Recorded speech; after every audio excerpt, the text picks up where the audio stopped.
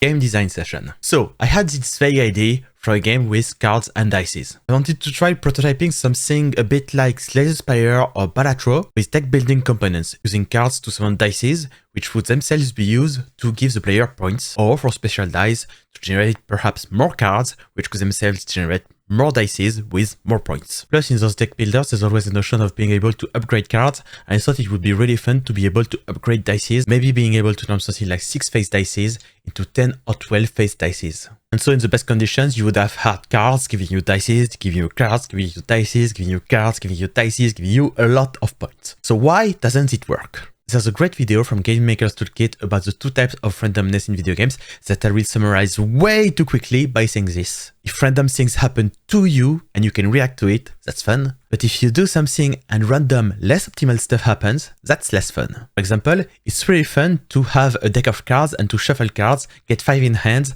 and have to decide from those 5 cards, what am I able to do? But it is not fun at all to hit an enemy, hope for 6 damage, and hit only 1.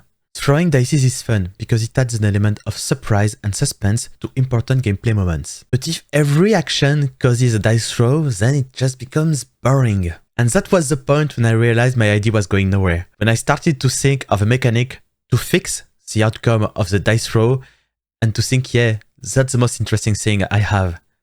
So why am I throwing dices again? So sadly that meant the most interesting thing to do was to remove the dice throw altogether. Now, what I'm saying right now is correct for the game idea I had. That's not saying that cards and dices can't work together at all. Spell Rogue is a good example of a game that uses both cards and dices, and while doing research for this video, I found out about Diceomancer, an upcoming game that looks really fun. But what these games are doing is not what I hoped to do for my game. So what now? Back to the drawing board.